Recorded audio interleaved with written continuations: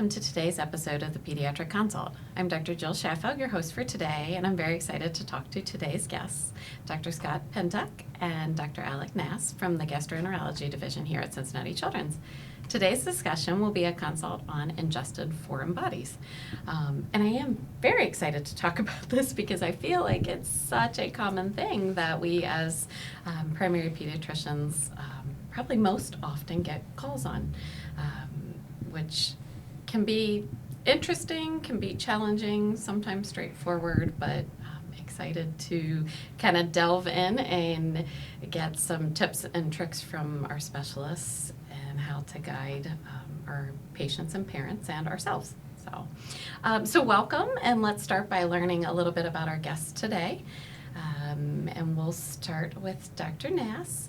And if you could share just a little bit about your background, maybe how long you've been practicing, how long you've been at Cincinnati Children's, if there's any special interests, anything you want to share with us would be great. Yeah, sure. Thanks so much for having me. So I have been faculty here for a year now, but I've done all my pediatric training here at Cincinnati since about 2017 when I started as an intern. Did my fellowship training here under Dr. Pentiuk, so he gets all the credit for anything good I say. Yeah, we worked really hard to recruit him. Worked very hard to keep him. But yeah, I'm initially from Texas, but I'm a native Midwesterner now, live over in the Oakley area. I've been loving it up here. Awesome, thank you. And Dr. Pentiuk, just kind of same to you. How long have you been practicing at Cincinnati Children's? Yeah. And special interests? A little bit about your background will be great. Sure. I came to Cincinnati in the late 90s for med school and never left, right? So similar to Dr. Nasr, I came here for residency, fellowship, and fell in love and have stayed ever since. I've been on faculty since 2008, and my interests are feeding, but then I also am part of our therapeutic endoscopy team. Gotcha. So this is right up my alley because when people have questions with our group, they call us too. Yeah. I was thinking feeding, that definitely. I'm sure these children are just intending to eat, right, when they ingest all these foreign bodies. So, yep. Well, thank you and welcome to both of you. So we'll jump right in to talk a little bit about our conversation on ingested foreign bodies. Just in either one of you, feel free to jump in and kind of take this question, but you share a little bit of an overview kind of the condition, maybe any data on how often we as primary care pediatricians may, see this, or just incidents on different ages that may present, and kind of, when we need to be on highest alert for these types of presentations with patients. Yeah, sure. I think it, unfortunately, is like basically anything you put in your mouth can be ingested, so it's kind of like the alphabet of any potential thing. It's definitely a common issue. I think one of the recent statistics said there's about 80,000 healthcare utilization episodes for ingested foreign bodies in pediatrics, majority of which are kind of what you would expect, kind of toddlers, early school age kids who are, of course, naturally curious and exploring and trying to learn about their environment. So it's rarely an intentional thing. In this age group. I mean, for us, it's kind of the phone call that wakes us up in the middle of the night because we kind of hear about the emergency ones that they need a plumber to go and kind of fish out. Right. I mean, it's pretty common, probably at least when I'm on call, probably once a month. Yeah. Well, I was thinking that 80,000 utilization that you mentioned probably isn't counting all the phone calls we get either. Right. Those are the actual visits. So, the ones that show up, right. Probably much higher than that. So definitely a common thing. The other thing I kind of looked into in prepping for this was that about 75% of foreign body ingestions are in the 6 months to 3 years range, which I think makes perfect sense, as Dr. Nasr just mentioned. As infants start to become mobile, many starting to crawl around 6 months, and then into those toddler ages where they're just, oh, what's this? Okay, let's put it in my mouth because of all the, exploration. And then usually after that they get a little smarter, we'll say. The older sibling who shows the toddler sibling Sure. something, and Absolutely. then it's in the throat now. Yeah. Yes, we've still gone to schools to ask, so that the teachers asking us to make sure their kids don't put their pencils in their mouths and the coins in their mouth and things like that during class. Yeah, that makes sense. I didn't even think probably erasers, all those things are big ones. But 5 and under, that's about right. Yeah, so, typically, I feel like we usually discuss in our podcast, how would a patient like this present to the office?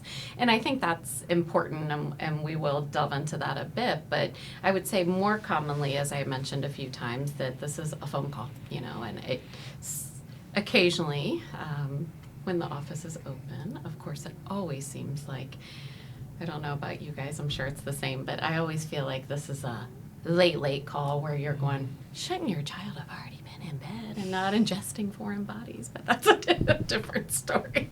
And so what, in guiding physicians when they receive those phone calls, what are the things we should be asking that parent? What, kind of go down the list of, some probably fairly obvious things that we could all think of. But, what, obviously we're going to know the age of the patient because we've asked that. But, what are the first questions we should be, asking?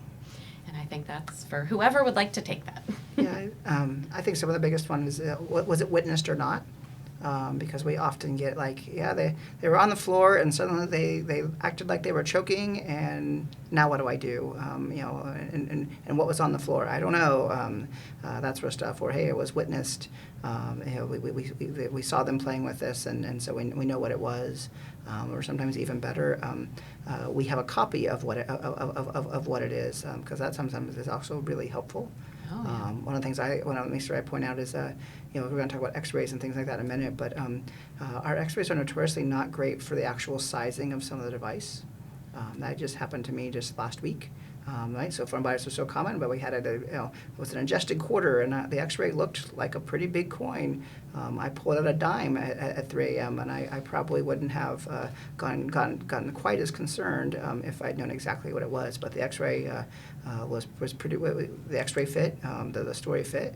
Sure. But actually, so we'll talk about that. But if you have a copy of what it is, that is incredibly helpful.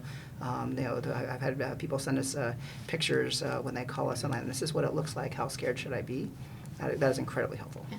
Little follow-up question, and then if Dr. Nasr, you have some to add. You mentioned, and I thought, oh, that's a interesting, if it's an unwitnessed account, where they're, maybe the baby's old enough that they are moving around and, they did a little gagging or a choking episode, and they think, well, there could have been something there.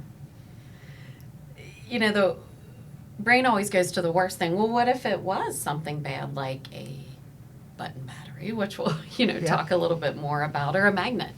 But they're not having symptoms, but what guidance should we give parents when it is completely unseen, but gosh, it seems like they are pretty convinced that their child ingested something, and maybe you ask a little further and they say, well, I don't know, but sure, my older child does have toys with button batteries, and I didn't see one, but it's possible.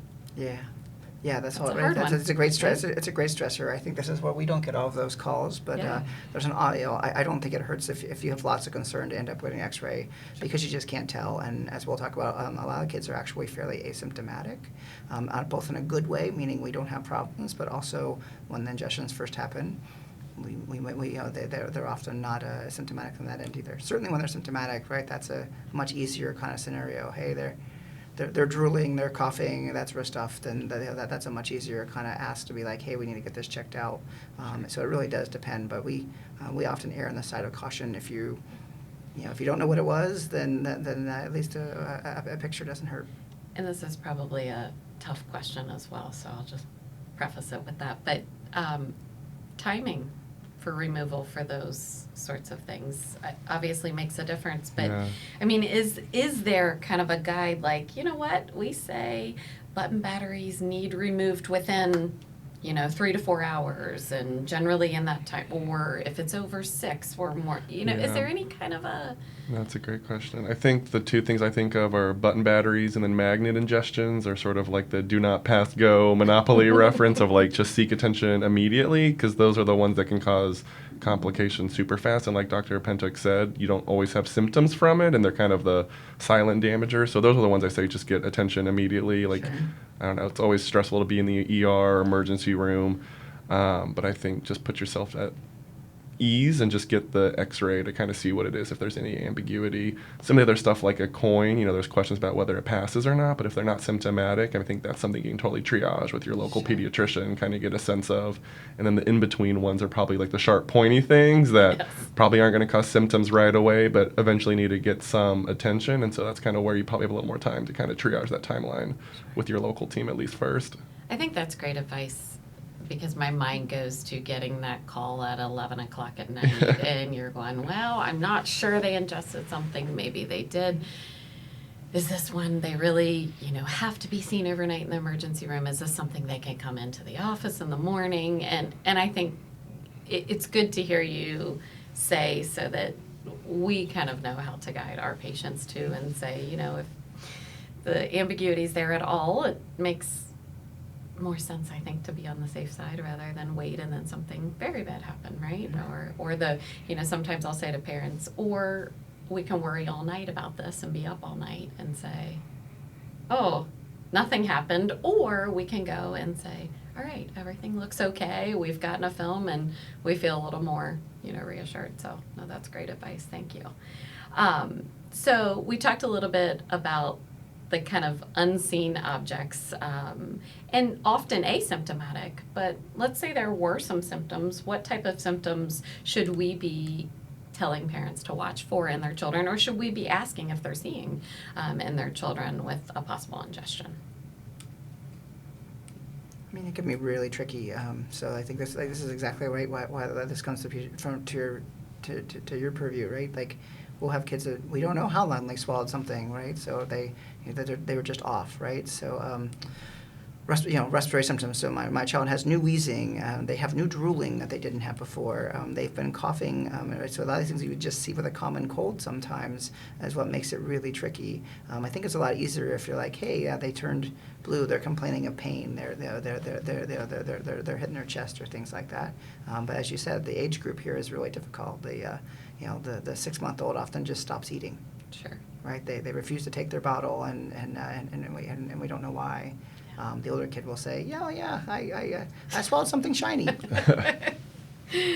Yes, that's definitely when they can tell you a little bit, right? Makes it so much easier. So let's kind of delve into a little bit about sizes of things and what will and potentially won't pass. And I'm sure there's a little bit of a gray area here.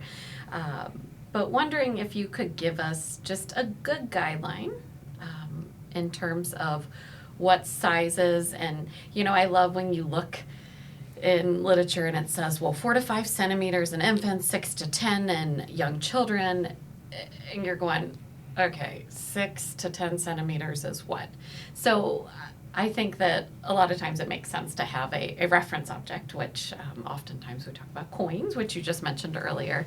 But, could you give us some guidelines for what objects, do we think will safely pass?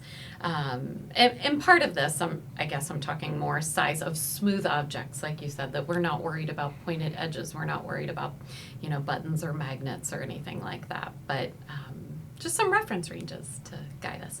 Yeah, I mean, to your point, if you look at the literature, they all say like different ages, sizes, things like that, but there's tons of gray areas, and obviously a lot of it's sort of like the chance of how things line up and move through. I think big picture, to your point, if it's not like a sharp, pointy object, you still have time generally, because like a coin sitting there in the stomach for a week or two is really not going to cause an issue. I generally kind of think like quarter-sized and up, so kind of like 5 to 6 centimeters is usually less likely than others, but if the kid's fine not having symptoms, often I'll just say, we'll just get another film in like a week, see if it's kind of passed, because not everyone wants to kind of fish through the poops every day until then, and then even if it's still there after a week or so, then you're probably not going to see it pass, and that's when you call your local plumber to try to fish it out. But I generally think like 5 centimeters, 6 centimeters is kind of like the cutoff I use. Quarter-sized objects or bigger is kind of a general range, but usually I think you have more time than you think with the small, smooth stuff. It's great to hear. Like 2.5 centimeters in diameter and 5 centimeters in length. Yeah. Things Okay. like that kind of help you gauge the depth. Now I'm going to ask you one of those really gray questions, so I'll apologize ahead of time. But when you say quarter, which I love that because it's an easy thing to remember, and what if we're looking at a nickel in an 18-month-old? Would you just leave it as long as, you know it's there, they're not having symptoms. So same thing there, even if you go to the much younger ages.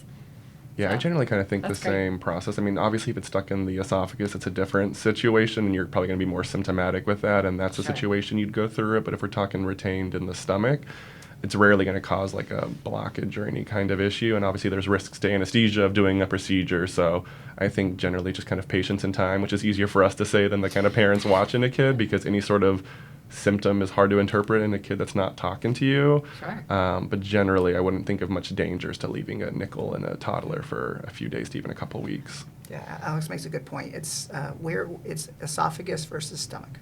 Absolutely. So esophagus, we triage very differently. You know, coughing up in the airway or things like that versus once it's in the stomach. There's often a lot of whew from our stand. And then a little follow-up question there. Obviously, our concern is passing through the pylorus, right? That's going to be your smallest, most potential to get lodged.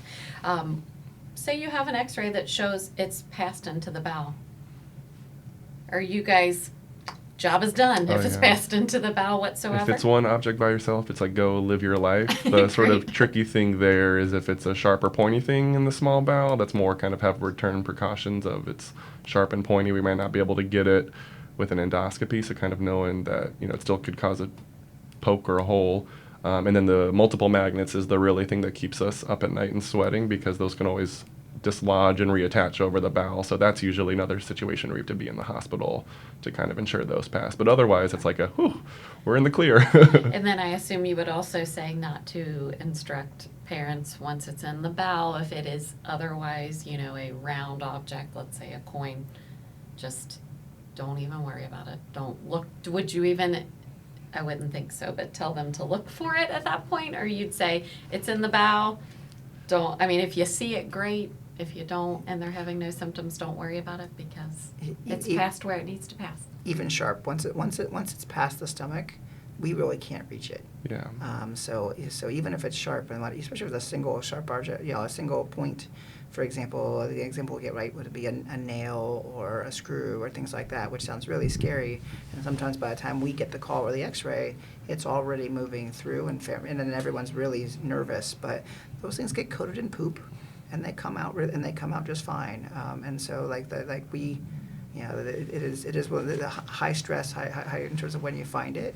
They do really well. So then it depends on the family, like, are you going to strain it or take a look later and that sort of stuff. But we are really lucky that I actually don't try to clean most kids out as long as it's moving, because the poop actually helps protect them. That makes sense.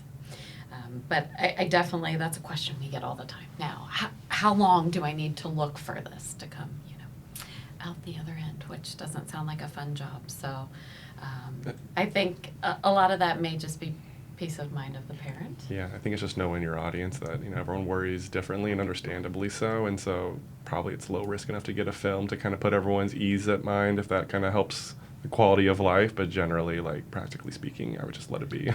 Yeah, I have partners who will say, hey, we're going to let this pass because it was in the stomach. When do we get the X-ray?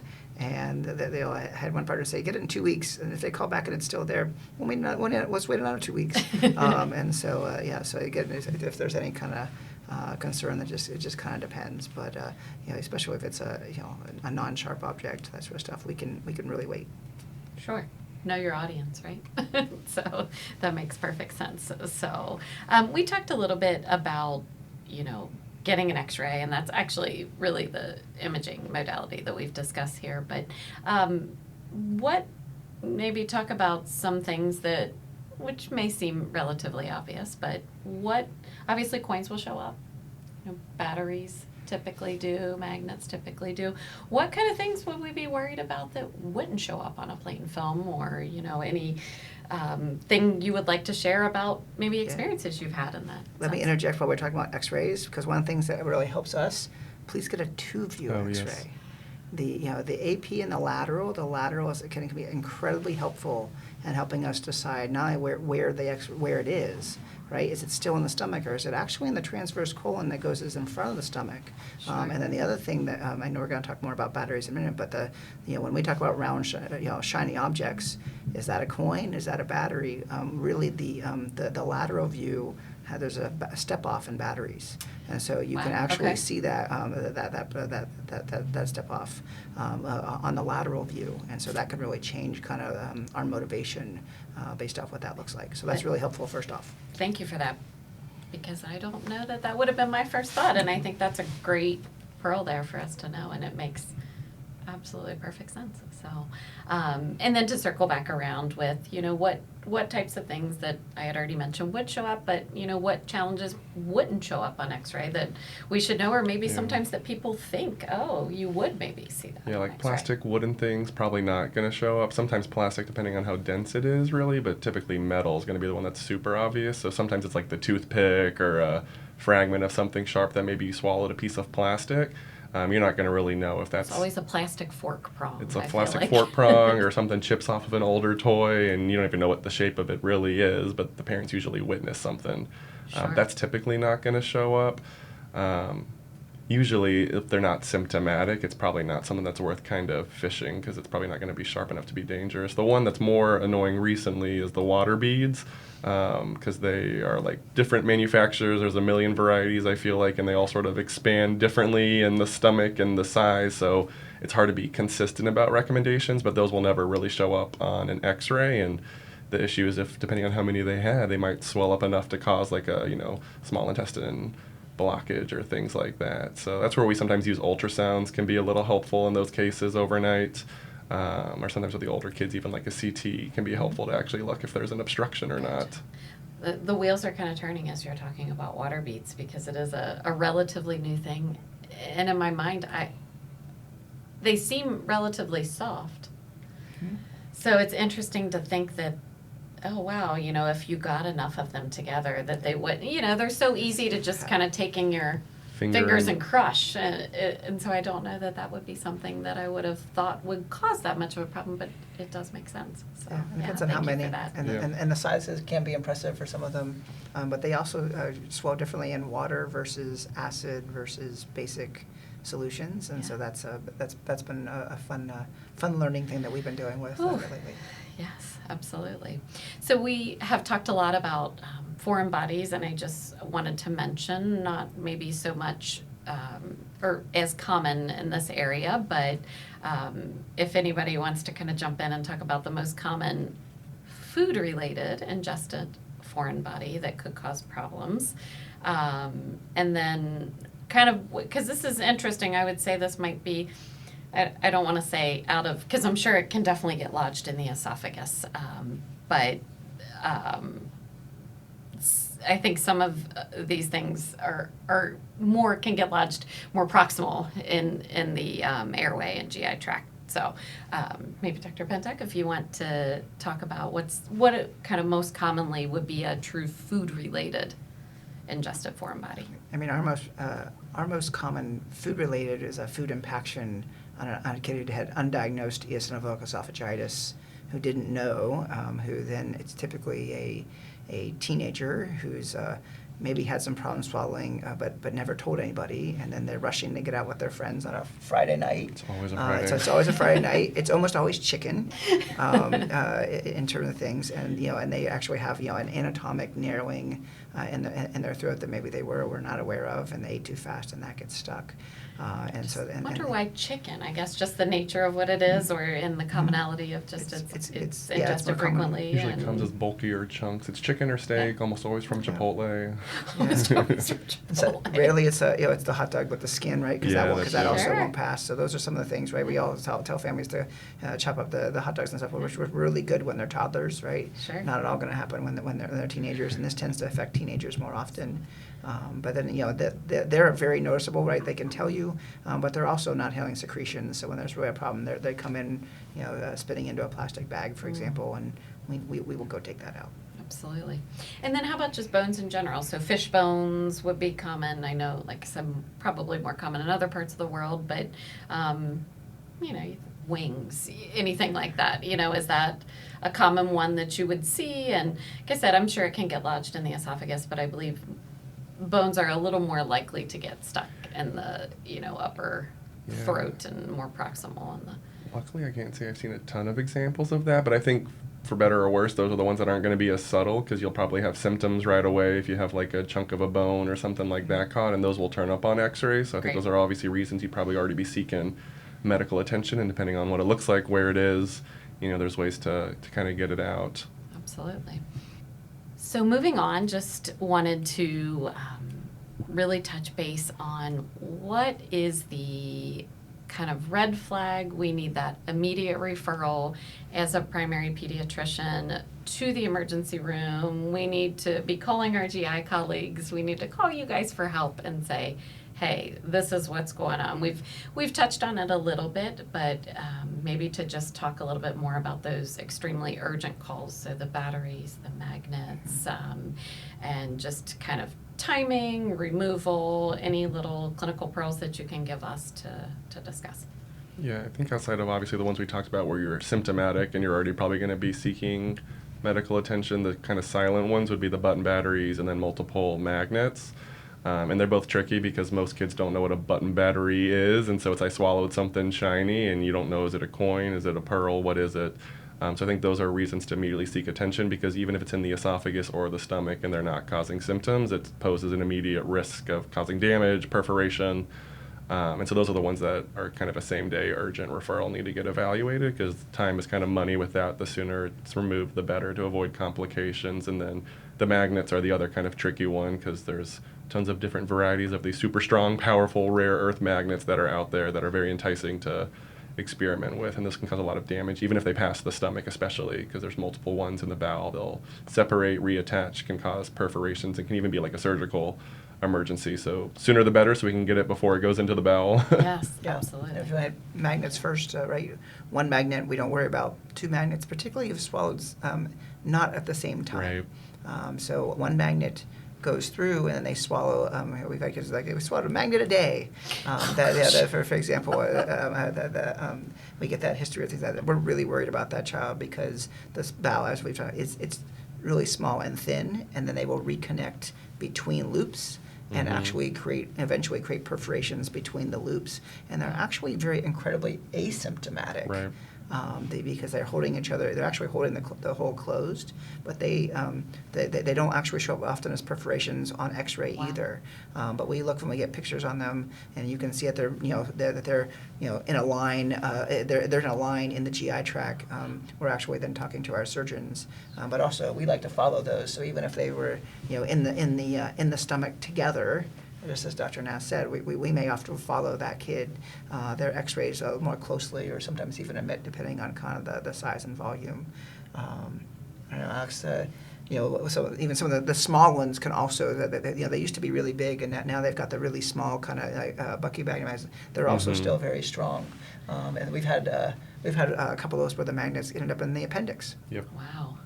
We've done colonoscopies to get some out too, Yeah. so we'll go from both ends. Yeah, it kind of struck me when you said unbelievably asymptomatic, and then in my mind I'm thinking probably asymptomatic till they're really Till they're not. and scary Right. symptomatic, which I think that's the diagnostic dilemma and the what's in the back of everyone's mind that we need to prevent. So yeah, thank you for giving us kind of a little more to kind of go with, and what we need to be concerned about.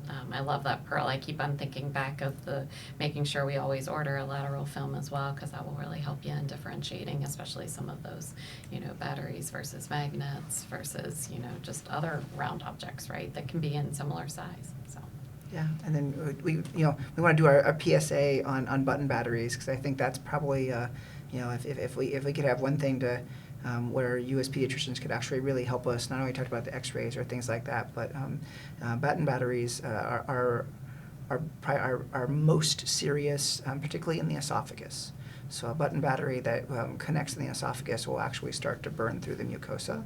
And so that can actually burn through blood vessels. There unfortunately have been fatalities from that happening. But on the other side, like burning through into the trachea and airways. So within a matter of hours. So that's actually one that, like, if you call me and say, hey, I have a patient who swallowed a button battery, we're coming in from home, we're getting X-rays emergently, and we're trying we're rushing to get that child to the emergency room and to the OR Sure. for that. But there's also something that we would like that you can do. And so that's one of the, I think that's really helpful is, so they did a study to actually try to prevent the conduction of the button battery into the esophagus. And so then that's now the guidelines. If your family is called the Poison Control Center, they'll give them that. But for pediatricians to know that actually, if you, we would actually ask families to give honey to kids who have interesting. swallowed a button battery, and if they're in the emergency room getting attention, we'd actually ask for carafate. Okay. Because that can actually help prevent the conduction, prevent the injury Sure. while we're waiting, while we're trying to get everything together to take it out. Kind of coats things, Yeah, and so yeah, that's but it's like 5 ml of honey every Okay. 10 minutes Wow. until they get to the emergency room. Same thing if they're in the emergency room, we're asking them to give carafate, 10 to 15 ml until we can get it out, because that actually prevents the damage. We always like to have something we can do in the Yeah, for meantime to sure. help. So that is a great little tip and great advice for us. So, all right. So on a lighter note, I have been thinking it would be fun to ask you both to share maybe some of the most, we'll say, odd or maybe just most interesting things that you can recall that you've had a patient ingest. And as I was thinking to ask this question, I thought we'll keep it peds only because we could go down some rabbit holes here. But, peds are even, under 18, we'll say. Yeah, no, I mean, the one I think of that comes to mind, which is fun because the kid was fine and it was all good, was they swallowed one of the little charms off their mom's bracelet, and it was a little squirrel. So as soon as you get the x-ray, there's just a little chipmunk kind of floating in the stomach. And I mean, it's nice because it's kind of funny, it's cute, but the kid's fine. You can let it do its thing. Yes. The squirrel will move along, and Absolutely. it's just nice metallic, really easy to see, looked like this huge rodent. It's just a fun, a good picture for the family. Yeah. And it's like, oh no, we're all good, nothing sharp there, it's small, I'm glad they knew what that was from. Because Yes. that would be a funny thing to just randomly see squirrel. and try to figure out why do you have a squirrel in your stomach. So. I know. I mean, there's too many to count. I think that some of this is the good news, though. I still remember the case of a 8 or 9 month old who swallowed a probably 8 centimeter nail. It was super long, and we had the X-ray. And so they actually presented the X-ray at one of our conferences, and everyone was like, "Oh my gosh, how fast did you get that out?" And then they showed us the second film that they got, and it was already in the rectum, and the kid had pooped it out. By the time they got the second, it was Wow. totally safe. Do you remember but the we- approximate time interval between Oh, the it two? was 12 hours. It was Wow. came in the evening, and by the next morning it was Wow. already there. But kid did fine, so it was a really nice to start. We were super worried, and how well kids can do with some of these single sharp objects. So That's a great that's a story. good end. That's a good end there. But we've there's just too many kids swallow too many other things. Sure. My favorite is gloves. The plastic gloves that we use in the hospital. Oh, Somebody yeah. swallowed the gloves, and we didn't know they were choking. They had choked, and so we actually went in to do something else for their scope, and we found we found gloves that they had gotten a hold of, and so we're able to take those things out, Yeah. but of course didn't show up on X-ray. Yeah. But we have. Almost every week there's always a good someone swallows story. something. We get these sort of things and stories. It's I was thinking how many things that have been swallowed that we've never known to, Yeah. or Oh, for found to. sure. Like there's The silent probably thing. even Yeah. funnier things I that we know. never know, which is a great thing, right? That they Totally. passed, they never caused problems, Totally. and we didn't know. Maybe one of the other Which is hidden good. ones to at least bring up to families is plastic, because plastic doesn't show up on X-ray, and so we've had a couple kids cause problems where a plastic sticker once caused a huge granulation reaction in a child. Oh, wow. Something that I wouldn't have expected to cause a problem, but last year we had a child who we saw something buried in the esophagus. They had swallow difficulties, so we went to look, and it was plastic in the wall, and it actually turned out to be a little plastic flower off of a coat Okay. that she had swallowed, but it got stuck in her esophagus and caused problems. Gotcha. And symptomatic was what made symptomatic. you We just couldn't figure out. We just couldn't figure out what it was. What it- okay. What Yeah. it was. Right. Makes And sense. so we It wasn't until we were actually able to kind of excavate that it was like, oh, it was an entire Kind of fun. flower. What are we going to find? Yeah, So, exactly. yeah. So, no, that's great to know, because I think we just tend to think smaller, not having any other issues, and not necessarily think about plastic if it's not sharp, that Right. it would cause any problems. So, yeah, thank you. Well, I want to thank you both so much for joining us today. I think this has been very helpful. It's been a lot of fun to hear all your experience and to get your expertise on the topic. And for all of our guests that are listening, thank you. And just to let you know, we do have CME available at the bottom of the this episode site. So please scroll down and complete the CME for credit. And thank you both so much for joining us today. Thanks for having us. Yeah, this was a blast. Thanks for having us.